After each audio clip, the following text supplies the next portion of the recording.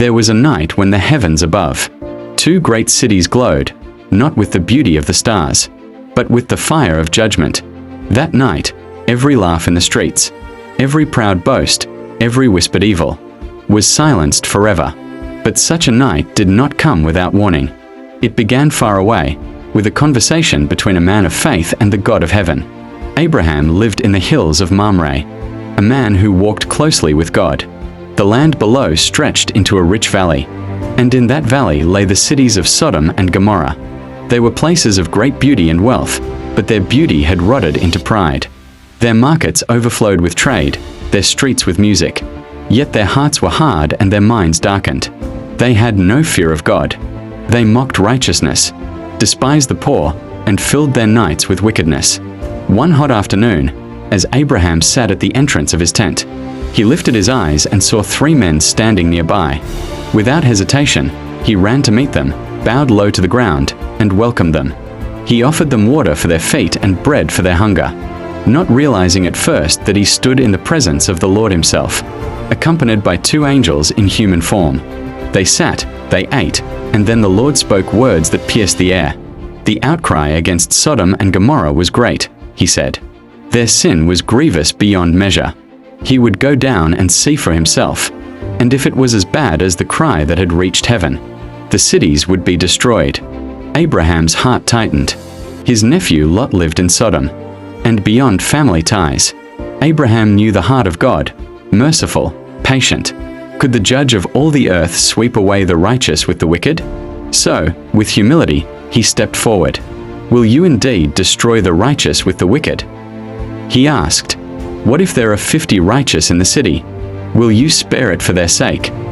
The Lord answered, if I find 50 righteous, I will spare the whole place for their sake. But Abraham pressed on, his voice trembling with holy boldness. What if the number is 5 less? Will you destroy the city for lack of 45? I will not destroy it if I find 45, said the Lord. The number fell again, to 40, to 30, to 20, and finally, to 10. For the sake of 10, God said, I will not destroy it. And then the Lord went his way. Abraham stood alone, the wind blowing through the silent hills, his prayer echoing in his heart. That evening, the two angels arrived at Sodom. Lot, who had made the city his home, sat at the gate as a judge and citizen. When he saw them, he rose quickly, bowed low, and urged them to stay in his house. They refused at first, saying they would spend the night in the open square, but Lot insisted. Knowing full well the danger that lurked in those streets after dark, they entered his home, he prepared a meal, and night settled over the city. But before they could rest, there came a sound, footsteps, voices, growing louder. Men from every quarter of the city, young and old, surrounded the house. Their hearts were corrupted beyond shame, and they demanded that Lot bring out the strangers to them for their vile purposes. Lot stepped outside, closing the door behind him. He pleaded with them, do not do this wicked thing. In desperation, he even offered his own daughters to protect his guests, a choice that revealed the desperate and dangerous moment he faced. But the mob only pressed harder, anger burning in their voices. Then the angels acted. They reached out, pulled Lot back into the house, shut the door, and struck the men outside with blindness. Confusion and chaos swept over the mob as they groped for the door, unable to find it. The angels turned to Lot and spoke plainly. Do you have anyone else here, sons, daughters, sons-in-law? Get them out of this place, for we are going to destroy it. The outcry to the Lord against this city is so great that he has sent us to destroy it. Lot ran to his sons-in-law, who were pledged to marry his daughters, and urged them, hurry, leave this place, for the Lord will destroy the city. But they thought he was joking, and they stayed. As dawn approached, the angels urged Lot again, hurry, take your wife and your 2 daughters who are here, or you will be swept away when the city is punished. Still, Lot hesitated, torn between the life he had built and the danger that was coming. And in that moment, the mercy of God reached down, because of Abraham, God's servant.